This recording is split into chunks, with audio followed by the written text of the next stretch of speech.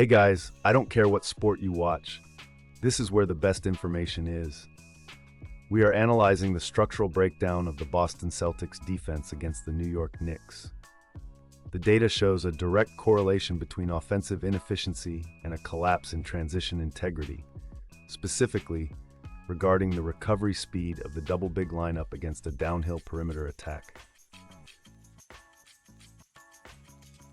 Heat, you know, and there was another one. I think maybe the game before that they had a 15-point quarter. It's been bad. Yeah, our shot making hasn't been to the level of what we have been accustomed to seeing. And then also, I think that we talk about this all the time, that you can't allow your shot missing or not making shot making abilities affect your defense abilities, because you could get a stop too. You know, just like the other team got a stop, or you might get a good look and it don't go in. You can't hang your head. You can't not have that effort on the defensive end. I think, like I always say, I've been saying this forever, if you're locked in defensively, for the most part, offensively, it seems like it's a little easier. And what's crazy is they have the #1 offense in the NBA, and yet there have been these painful stretches where it just doesn't look that way. And so they're just going to figure out how to be a little bit more consistent. They for long stretches of the season, they've gotten much better at it. But when it gets painful, it's a hard watch, because they're just not doing the things that make them successful. And then it bleeds to the side. Got to be better. Okay, speaking of one of those painful stretches, that's a hard watch. Let's look at it right now. Right, just what people want to Yes, but as soon as they got it back to within 4 in that third quarter, here's that 20-7 run by the Knicks to close out the third quarter. So the Celtics had 7 points, I think, over the final 8 minutes of that third. You know, Jalen Brown, I think, had like a jumper with about 8 minutes to go, 9 minutes to go, and then it was just all New York, Eddie. Yeah, you see who was in the first 3 clips of that? Vooch. Yep. Is this a time where you kind of miss Anthony Simons to come in and maybe give us a spark offensively, knock some shots down, get the energy going in the arena? But at the same time, you know, we got to play defense. I didn't think we were locked in defensively. We're a step slow. At the very beginning of the game, guys were getting open shots, easy shots, late contests. I always say late contest is like a no contest for a guy that can shoot the basketball. So when I'm looking at all of those things and they start adding up, I mean, you gotta just say New York came out there and gave it to us, period. Yeah, and look, you got 2 days off for the first time in what feels like forever, and then you get the All-Star break looming, so a chance to kind of get Vooch on the right page, kind of hit the reset button. I think everybody kind of needs it at this point, but that being said, like, it's a little disappointing when there was the better opponents have typically brought out the Celtics' best basketball, and tonight was the complete opposite. Okay, Celtics had 5 3-pointers in the first half. They were struggling shooting the ball as it was in the first half. It's part of the reason they were down by 7. They were, what we have it on, was it 5 for 22? They were 5 for 22, and they finished the game 7 of 41. So they went 2 of 19 in this. Like, it kind of felt like it's got to get better. The 3-point shooting's got to get better. In the second, Eddie, it never did. Yeah, and we're good looks, though. That's the thing about it. Look, those last 2 clips right there, really good looks at the basket. This is another good look right there with Jalen Brunson closing out to a big fella. Just can't knock it down. This is another good look, a late contest, just not hitting it. But to me, it was more so for me that it was the defense. I keep telling you guys, if you lock in defensively, it seems like those shots start rolling in and getting down, as opposed to you missing or they're going in and out and things like that. But you know, you gotta play some defense.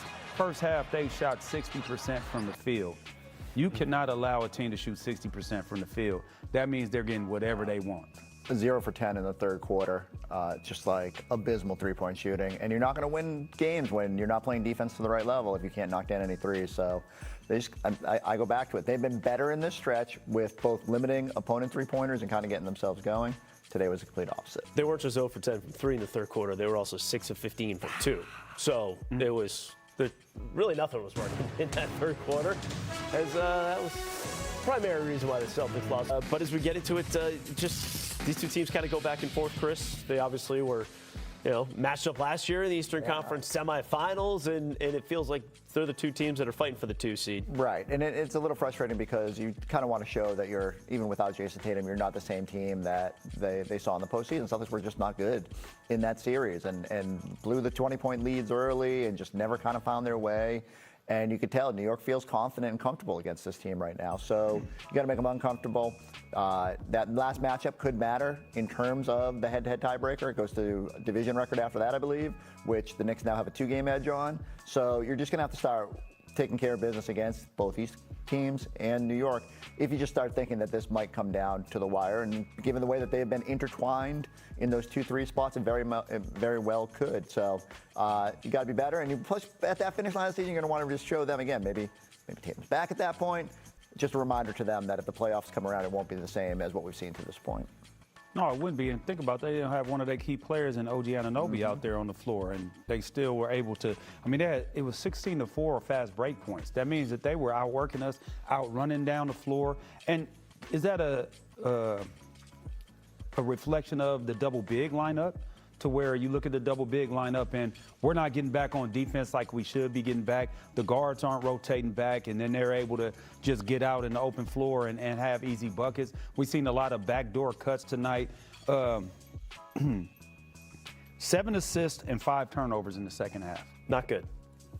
Not good, because you're sitting up here at 15 at half. Yes. You're counting them down. You said they're on track. They're in a good place to get to that 25, that watermark. And we cut it to 7 when we weren't shooting the ball well. So I'm thinking like, okay, everything could turn around, but it just didn't turn around. It wasn't their day today. And, it's some of these that you just got to, take it on the chin and move forward, because you got so many games that you have to play. You get a couple days off. Then the Bulls are going to run up, you know what I mean? Anthony Simons' return game? Yeah, exactly. So get ready for the Super Bowl, everybody. Before you do, though, let's take a look at what Jalen Brunson did today. He put up 31 points. He had, 19 in the first half. Kind of controlled that first half with 19 points, 6 assists. And, again, a guy who's constantly in that conversation for first-team All-NBA alongside Jalen Brunson. Showed why today, Chris. Yeah, look, I'm part of the Jalen Brunson hater club, but undeniably what he can defensively, and give him credit too, because the Celtics were never quite able to attack him defensively. Like if he's gonna score all those points, you got to be able to put that many right back on him and take advantage of his size, and the Celtics weren't able to do that. They do a good job hiding him.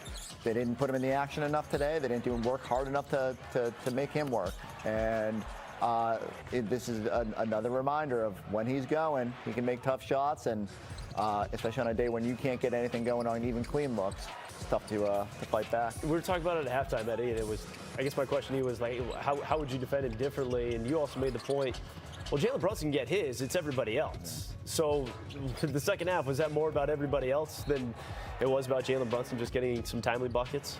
I think what happened was everybody started feeling comfortable. We weren't playing great defense. So that allows other guys to start feeling good and feeling comfortable. You see one go in, everybody's a pro out there. And so you see one go in, next thing you know, that next shot feels better. That you see that one go in, that next shot feel even more better. And then before you know it, it's like, okay, now. The tactical narrative of this game extends beyond simple shooting variance. While the Celtics finishing 7 of 41 from beyond the arc is statistically significant, the root cause of the loss lies in the failure to decouple offensive frustration from defensive execution.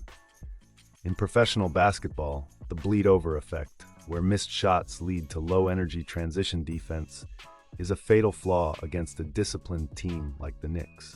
The film reveals a distinct lack of urgency in transition recovery.